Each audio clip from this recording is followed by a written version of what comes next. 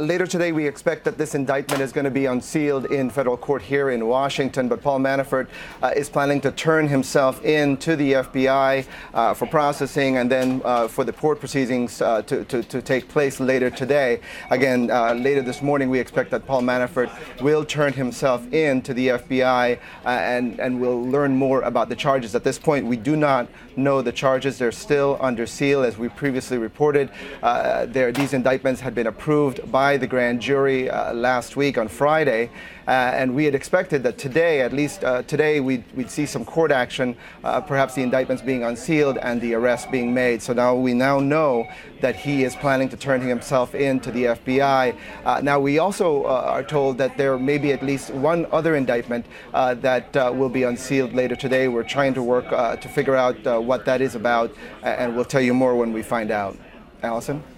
All right, so Evan, the New York Times is reporting that Mr. Gates, a former business associate of Manafort, Rick Gates, may also be part of what we see in activity today. So let's give people a little bit of context of why it would be Manafort. The biggest indication we've seen from the special counsel so far was the knock and bust at his house that the FBI did right after, the timing's significant, right after Manafort had gone in and met with the special counsel's team. What was the reporting on why those two events happened the way they did? Well, what happened was, the Manafort's lawyers really thought that they, could have some kind of an arrangement. They could talk to the special counsel's team.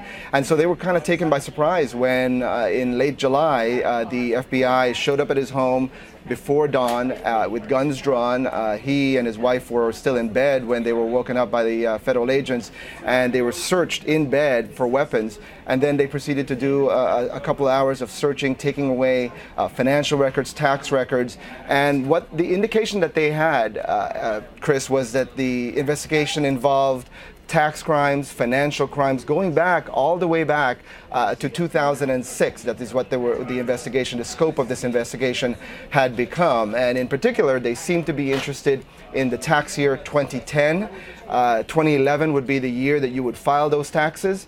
And we know that he asked for an extension and ended up filing his taxes late. So that brings us to October. And that's one reason why we've been watching for some action on Manafort this month, because the statute of limitations runs out on any possible charge regarding tax year 2010. That runs out this month. So it's not surprising to me that they've brought these charges today, certainly before the end of this month, because the prosecutors will want to make sure that they'll be able to get these charges on file, and then they continue their investigation even after they've made these first initial charges.